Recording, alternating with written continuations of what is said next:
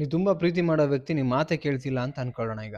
So ಆ ಮಾತೇ ಕೇಳದಿರ್ಬೇಕಾರೆ ಏನು ಮಾಡಬೇಕು?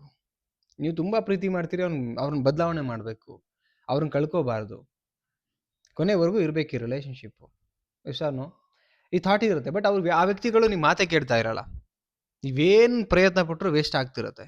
ಸೊ ಅಂಥ ಟೈಮಲ್ಲಿ ನಿಮಗೇನು ಮಾಡಬೇಕು ಗೊತ್ತಾಗ್ತಿರಲ್ಲ ಅಲ್ವಾ? ಇವತ್ತಿನ ವಿಡಿಯೋದಲ್ಲಿ 3 ಟಿಪ್ಸ್ ಕೊಡ್ತೀನಿ ನಾನು ನಿಮಗೆ. ಕೊನೆ ತನಕ ಇರಿ, ತುಂಬ ಯೂಸ್ಫುಲ್ ಟಿಪ್ಸ್ ಆಗಿರುತ್ತೆ. ಬಟ್ ನಿಮ್ಗೆ ಗೊತ್ತಿರುತ್ತೆ, ನಾನು ರೀಕಾಲ್ ಮಾಡ್ತೀನಿ. ಅದಕ್ಕಿಂತ ಮುಂಚೆ ಸಬ್ಸ್ಕ್ರೈಬ್ ಮಾಡಿ, ಸಪೋರ್ಟ್ ಮಾಡಿ. 50K ಆಗಲಿ, ನೆಕ್ಸ್ಟ್ 60K ಆಗಲಿ, 100Kನೂ ಆಗಲಿ, ಓಕೆ.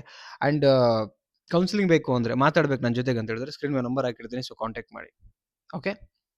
ಫಸ್ಟ್ ಪಾಯಿಂಟ್ ಏನಂತೇಳಿ, ನಿಮ್ಮ ಮಾತು ಕೇಳ್ತಾ ಇಲ್ಲ ನಿಮ್ಮ ಲವರ್ ಅಥವಾ ನಿಮ್ಮ ಫ್ರೆಂಡ್, ನಿಮ್ಮ ಹಸ್ಬೆಂಡ್, ನಿಮ್ಮ ವೈಫ್ ಅಂತ ಹೇಳಿದ್ರೆ, ಅವ್ರ ಪಾಡಿಗೆ ಅವ್ರನ್ನ ಬಿಟ್ಬಿಡ್ಬೇಕು ನೀವು. ಏನಕ್ಕೆ ಅಂತ ಹೇಳಿದ್ರೆ, ಈ ಕೆಲವು ವಿಚಾರಗಳಲ್ಲಿ ಅವ್ರ ಅನುಭವಕ್ಕೆ ಬರ್ಬೇಕದು ಏನು ಅಂತ. ನೀವು ಏನಕ್ಕೆ ಹೇಳ್ತಾ ಇದ್ರಿ ಅಂತ ಅವ್ರಿಗೆ ಅನುಭವಕ್ಕೆ ಬರೋ ತನಕನೂ ಅವ್ರು ಬದಲಾಗಲ್ಲ.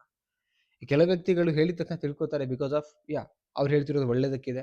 ಆ್ಯಂಡ್ ಇವ್ರು ಹೇಳ್ತಾ ಇದ್ರೆ ನಮ್ಮ ಒಳ್ಳೇದಕ್ಕೆ ಹೇಳ್ತಾ ಇದ್ದಾರೆ. ಆ್ಯಂಡ್ ಅವ್ರ ಮಾತು ಕೇಳಬೇಕು because of love, because of ಒಂದು ಅಟ್ಯಾಚ್ಮೆಂಟ್. ಇವ್ರಿಗೆ ಲವ್ ಅನ್ನೋದಕ್ಕಿಂತ ಅಹಂಕಾರನೂ ಇರುತ್ತೆ, ಯಾಕೆ ಇವ್ರಿಗೆ ಮಾತು ಕೇಳಬೇಕು ಅನ್ನೋ ಥಾಟು ಇರುತ್ತೆ. ಆ್ಯಂಡ್ ಅವ್ರಿಗೆ ಅನುಭವ ಆಗೋ ತನಕ ಅವ್ರು ಬುದ್ಧಿ ಕಲಿಯಲ್ಲ. ಈಗ ಇಲ್ಲಿ ಈ ರೋಡಿಗೆ ಹೋಗಬೇಡಿ, ಗುಂಡಿ ತುಂಬ ಇದೆ, ಹಂಪ್ಸ್ ತುಂಬ ಬರುತ್ತೆ, ಬಿದ್ದೋಗ್ತೀರಂತ ಹೇಳಿದ್ರೆ ಕೆಲವ್ರು ಕೇಳಲ್ಲ ಅನ್ಕೊಳ್ಳೋಣ. ಹೋಗಿ ಬಿದ್ದು ಎದ್ದು ಬಂದಮೇಲೆ ಅವ್ರಿಗೆ ಅನುಭವ ಬರುತ್ತೆ, ಓ ಈ ರೋಡಿಗೆ ಹೋಗ್ಬಾರ್ದಿತ್ತು, ಅವ್ರು ಹೇಳಿದ್ರು ಮೊದಲೇನೆ ಅಂತ. ಸೊ ಅಲ್ಲಿ ತನಕ ಅವ್ರು ಪಾಠ ಕಲಿಯಲ್ಲ. ಸೊ ಕೆಲವೊಂದು ವಿಚಾರದಲ್ಲಿ, ಕೆಲವು ವ್ಯಕ್ತಿಗಳಲ್ಲಿ ಇದು ಬರುತ್ತೆ, ತುಂಬ ಅಹಂಕಾರ ಇರುತ್ತೆ, ಬದಲೇ ಆಗ್ತಿರ ಅಂಥವ್ರಿಗೆ ಬಿಟ್ಬಿಡಿ, ಅವ್ರ ಪಾಡಿಗೆ ಅನುಭವ ಆಗಬೇಕು, ಆಮೇಲೆ ಅವ್ರು ಸರಿ ಹೋಗಬೇಕು. ಇದು ನನ್ನ ಪ್ರಕಾರ ನಾನು ಹೇಳುವಂಥದ್ದು. ನೆಕ್ಸ್ಟ್ ಪಾಯಿಂಟ್ ಅಂದರೆ, ನೀವು ನಟನೆ ಮಾಡಿ ಅವರೊಟ್ಟಿಗೆ. ಈಗ ನೀವು ಎಕ್ಸಾಂಪಲ್, ಹಂಗೆ ಮಾಡಬೇಡಿ, ಹಿಂಗೆ ಮಾಡಬೇಡಿ ಎಲ್ಲ ಹೇಳಿ ಆಯಿತು, ನೆಟ್ಟಿಗಿರಿ, ಚೆನ್ನಾಗಿರೋಣ ಅದೆಲ್ಲ ಹೇಳಿ ಆಯಿತು. ಅದನ್ನು ಅವ್ರು ವಿರೋಧ ಮಾಡ್ತಿದ್ರು. ಈಗೇನು ಮಾಡ್ಬೇಕು ನೀವು? ನೀವೇ ಕರೆಕ್ಟ್, ನಿಮ್ಮದೇ ಸರಿ, ಅದಕ್ಕೆ ತಲೆಯಲ್ಲಾಡಿಸಿ, ಅದಕ್ಕೆ ನಟನೆ ಮಾಡಿ, ನೈಜತೆ ಅನ್ನಬೇಕು, ಅಷ್ಟೇ ಕರೆಕ್ಟಾಗಿ ನಟನೆ ಮಾಡಿ. ಬಿಕಾಸ್ ಈಗ ನೀವು ಅದನ್ನು ಅಲ್ಲ ಅಂತ ಹೇಳಿದರೆ, ಅದು ಹಾಗಲ್ಲ ಅಂತ ಹೇಳಿದ್ರೆ ಜಗಳ ಮಾಡೋಕ್ಕೆ ಶುರು ಮಾಡ್ತಾರೆ. ಯಾಕೆ ಬೇಕು? ಯಾಕೆ ಕಣ್ಣೀರು ಹಾಕ್ಕೋಬೇಕು? ನಾನು ಹೇಳೋದು, ಕೆಲವೊಂದು ಸಲ ಏನಾಗುತ್ತೆ, ಅವ್ರ ಥರನೇ ನಾವು ಆ್ಯಕ್ಟ್ ಮಾಡಬೇಕಾಗತ್ತೆ. ಯಾವಾಗ ಅದು ಕೆಟ್ಟದ್ದು, ಉದಾಹರಣೆಗೆ ಕುಡಿತಾರೆ ಅನ್ಕೊಳ್ಳೋಣ, ಕೆಲವರು ಜೊತೆಗಿರೋರು ಕುಡಿಬೇಡ ಅಂತ ಹೇಳಿರ್ತಾರೆ. ಕುಡಿದು ಯಾವಾಗ ಆರೋಗ್ಯ ಕೈ ಕೊಡ್ತಾ ಬರುತ್ತಲ್ಲ, ಅವತ್ತಿಂದ ನಾನು ಹೇಳ್ತಿದ್ದೆ, ನಿನ್ನ ಮಾತು ಕೇಳಬೇಕಿತ್ತು ನಾನು ಅಂತ. ಈ ಕುಡಿಬೇಡ ಅಂತ ಹೇಳ್ದವಾಗೆಲ್ಲ ಜಗಳ ಮಾಡಿ ಹೊಡಿತಾ ಇದ್ರು ಅನ್ಕೊಳ್ಳೋಣ, ಹೆಂಡ್ತಿ ಗಂಡ. ಯಾಕೆ ಹೊಡ್ಸ್ಕೋಬೇಕು? ನನ್ನ ಪಾಯಿಂಟ್, ಬೇಡ ಅಂತ ಹೇಳಿ ಹೊಡ್ಸ್ಕೋಬೇಕು ಯಾಕೆ? ಕುಡಿಲಿ, ಅನುಭವಕ್ಕಾಗಲಿ, ಅವರೊಟ್ಟಿಗೆ ನೀನೇ ಕರೆಕ್ಟಪ್ಪ, ನೀನೇ ಸರಿ, ನೀನೇ ದೇವರು, ಊಟ ಮಾಡ್ಕೊಂಡು ಚೆನ್ನಾಗಿ ಆರಾಮಾಗಿರಿ.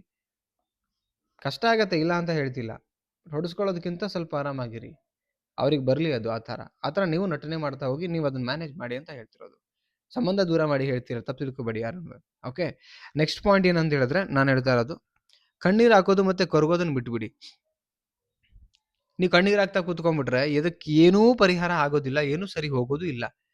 ಕಣ್ಣೀರು ಹಾಕ್ತಾ ಕೂತ್ಕೊಳ್ಳೋದು, ಕೊರಗ್ತಾ ಕೂತ್ಕೊಳ್ಳೋದು, ಕಣ್ಣೀರು ಹಾಕೋದು, ಕೊರಗೋದು ಎರಡೂ ವ್ಯರ್ಥ. ನಿಮ್ಮ ಆರೋಗ್ಯ, ನಿಮ್ಮ ಮಾನಸಿಕ ಎನರ್ಜಿ ಎರಡೂ ವೇಸ್ಟ್ ಆಗ್ತಾ ಹೋಗುತ್ತೆ.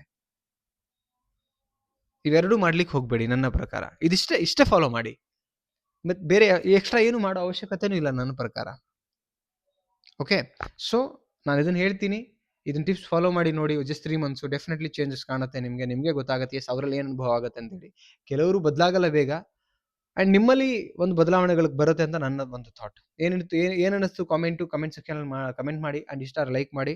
ಜೈ corporate coach YouTube channel subscribe ಮಾಡ್ಕೊಳ್ಳಿ, ಹೋಗಿ ಸರ್ಚ್ ಮಾಡಿ. ಆ್ಯಂಡ್ ವಾಟ್ಸಪ್ ಚಾನಲ್ ಇದೆ, ಜೈ ಮೋಟಿವೇಶನ್ ಸ್ಪೀಕರ್ ಅಂತೇಳಿ ಸರ್ಚ್ ಮಾಡ್ಕೊಳ್ಳಿ, ಸಿಗುತ್ತೆ. ಇಲ್ಲ ಡಿಸ್ಕ್ರಿಪ್ಷನಲ್ಲಿ ಲಿಂಕ್ ಕೊಟ್ಟಿರ್ತೀನಿ, ಫಾಲೋ ಮಾಡಿ. ಮತ್ತೊಂದು ಟಾಪಿಕಲ್ಲಿ ಸಿಗ್ತೀನಿ. Thank you so much, bye.